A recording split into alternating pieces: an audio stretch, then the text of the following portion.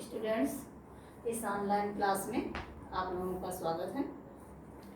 आज हम शब्द और पद विषय के साथ उपस्थित हैं। आज हम शब्द के बारे में जानेंगे, पद के बारे में जानेंगे और ये जानेंगे कि शब्द और पद में क्या अंतर है। ये विषय आप लोगों का बहुत ही महत्वपूर्ण है। आपकी परीक्षा में कुछ ना कुछ इससे अवश्य आता है। कभी पूछ लेते हैं कि शब्द क्या है, उदाहरण सहित लिखिए। कभी आता है शब्द की परिभाषा लिखिए। पद क्या है, पद की परिभाषा उदाहरण सहित लिखिए। कभी प्रश्न आता है कि शब्द और पद में अंतर बताइए, या पद परिचय भी आता है, पद परिचय देना होता है। ये सभी बताएंगे। जैसे जैसे हमारी क्लास आगे बढ़ती जाएगी वैसे वैसे सबका परिचय आपको मालूम होगा। तो आज हम जानेंगे कि शब्द क्या है, पद क्या है और शब्द और पद में क्या अंतर होता है। ओके, तो शब्द किसे कहते हैं? अक्सर बच्चे यही आप लोग बोलते हैं कि वर्णों के समूह को शब्द कहते हैं। तो हमने वर्णों का समूह मान लिया कि वर्णों के समूह को शब्द कहते हैं। लिखा हमने वर्णों का समूह का, मा, ला। ये आपका अक्षरों का समूह, वर्णों का समूह। बेटा, या आपको अक्षर भी कहते हैं इसको और वर्ण भी कहते हैं, चाहे आप अक्षर कहें चाहे आप वर्ण कहें। तो जब हम इसको मिला करके लिखेंगे वर्णों के समूह को, ये आपका समूह है ये, तो जब हम मिला करके लिखेंगे तो क्या होगा? कमल। अब यही क्रम दूसरे में अगर हम बदल देते हैं कि मां, ला, का, मलक, ये भी वर्णों का समूह हो गया। आप लोग यही बताते हैं कि वर्णों के समूह को शब्द कहते हैं। तो मलक, कमल और मलक। या फिर एक क्रम और बनेगा इसमें, ला, मा, क।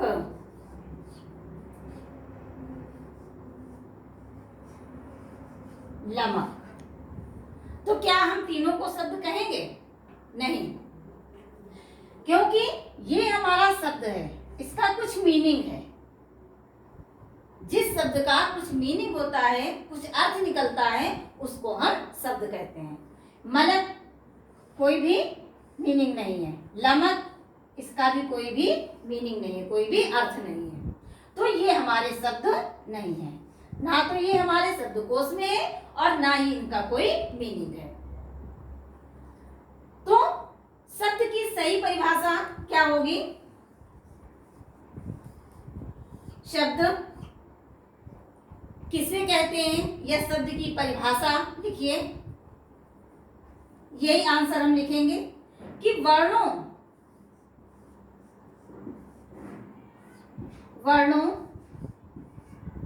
के सार्थक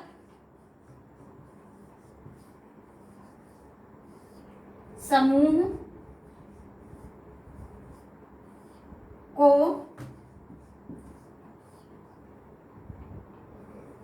शब्द कहते हैं।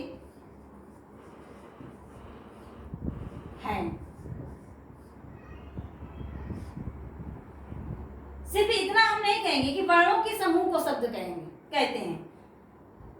हम पूरा क्या बोलेंगे, इसकी परिभाषा क्या होगी कि वर्णों के सार्थक समूह को शब्द कहते हैं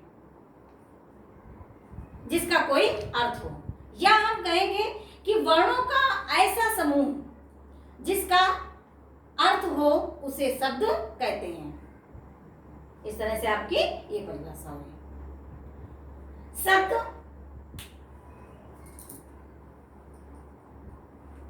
के विभिन्न आधारों पर शब्दों के प्रकार जानेंगे। कि विभिन्न आधारों पर हमारे शब्द के प्रकार कितने हैं। आइए जानते हैं कि शब्द के प्रकार।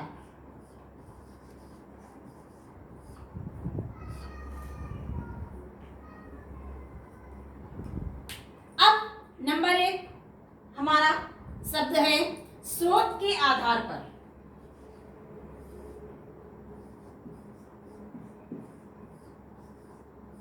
स्रोत के आधार पर। दूसरा है अर्थ के आधार पर।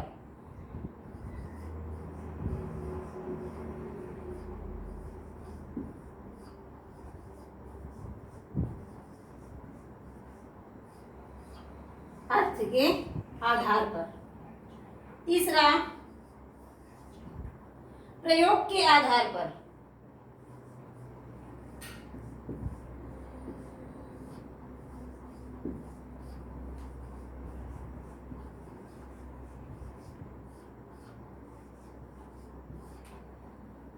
चार नंबर हमारा आता है रचना के आधार पर।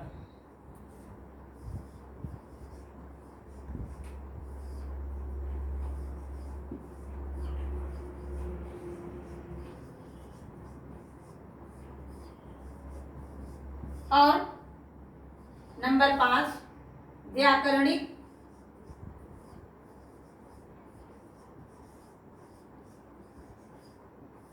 दृष्टिकोण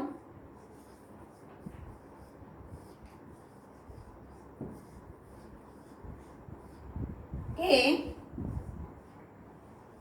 आधार पर। अब स्रोत के आधार पर कौन कौन से शब्द आते हैं कि जैसे पहला नंबर है स्रोत के आधार पर। इसमें आपके तत्सम, तद्भव, देशज, विदेशज और संकर शब्द आते हैं। दूसरा है अर्थ के आधार पर। अर्थ के आधार पर वे शब्द हैं एकार्थी, अनेकार्थी, समानार्थी और विपरीतार्थी। ये आपके अर्थ के आधार पर आते हैं। प्रयोग के आधार पर सामान्य पद, तकनीकी शब्द और अर्ध तकनीकी शब्द, जो कि अधिकतर हमें अर्थशास्त्र विषय में मिलते हैं। तकनीकी शब्द रचना के आधार पर रूढ़ शब्द, यौगिक शब्द और योग रूढ़ शब्द ये रचना के आधार पर आते हैं। व्याकरणिक दृष्टिकोण के आधार पर विकारी शब्द और अविकारी शब्द। विकारी शब्द क्या है? जिन शब्दों में परिवर्तन हो जाता है वो विकारी शब्द हैं। जैसे संज्ञा, सर्वनाम, क्रिया, विशेषण, इनमें हम वाक्य के अनुसार परिवर्तन कर सकते हैं। और अविकारी शब्द क्या है? जिनमें हम परिवर्तन नहीं कर पाते, जैसे क्रिया विशेषण, संबंध बोधक, समुच्चय बोधक, विस्मयादि बोधक, निपात, इनमें हम कोई परिवर्तन नहीं कर पाते। आइए अपने क्लास को आगे बढ़ाते हैं। आगे जानते हैं कि शब्द और पद में क्या अंतर। पहले आपका टॉपिक आता है पद। अभी तक आपने जाना कि शब्द क्या है, अब जानेंगे कि पद क्या है। शब्द जाना कि वर्णों के सार्थक समूह को हम शब्द कहते हैं। और पद क्या है?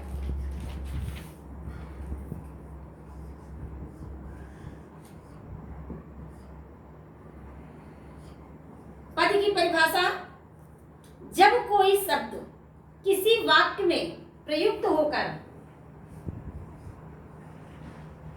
जब कोई शब्द किसी वाक्य में प्रयुक्त होकर उसके अर्थ को पूरा करने में मदद करता है तो वही शब्द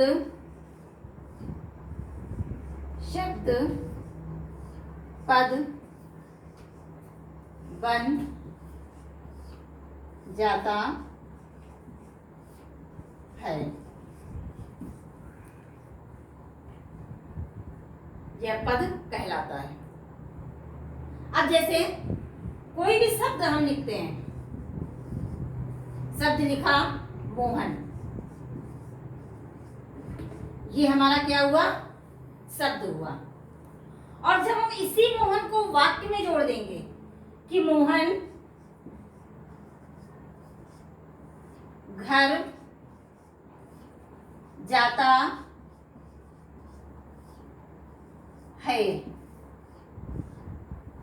तो ये हमारा क्या हुआ? पद। जब वाक्य से अलग शब्द होगा तो वे शब्द कहलाएगा। जब वाक्य से अलग होगा तो वे शब्द कहलाएगा। लेकिन वही शब्द जब हम पद में, जब हम वाक्य में लगा देंगे तो वही शब्द पद बन जाता है। अब ऐसा नहीं है कि इसमें मोहन ही पद है। इस वाक्य में जितने भी शब्द हैं ये सारे हमारे क्या हैं? पद हैं। इस वाक्य में जितने भी शब्द हैं सारे पद हैं। अब घर भी हम अलग लिख सकते हैं, ये भी एक शब्द है। जाता, ये भी एक शब्द है,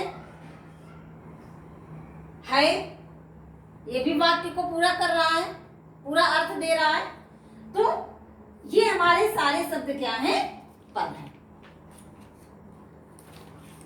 वर्णों के सार्थक समूह को हम शब्द कहते हैं और वही शब्द जब वाक्य में प्रयुक्त होकर के अर्थ को पूरा कर देता है तो वह पद बन जाता है।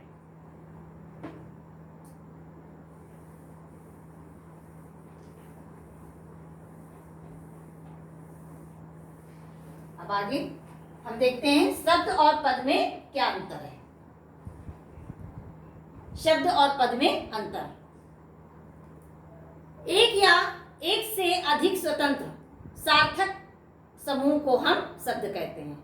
वही शब्द जब वाक्य में प्रयुक्त होते हैं तो पद बन जाते हैं। शब्द हमारे स्वतंत्र होते हैं और पद हमारे स्वतंत्र नहीं होते हैं। वे व्याकरण के नियमों से बंधे होते हैं। शब्द में परिवर्तन नहीं होता, किंतु वही शब्द जब वाक्य में प्रयुक्त हो जाते हैं, जब पद बन जाते हैं, तो उन शब्द को हम वाक्य की आवश्यकता के अनुसार बदल सकते हैं। हमें आशा है कि आपको शब्द और पद समझ में आया होगा।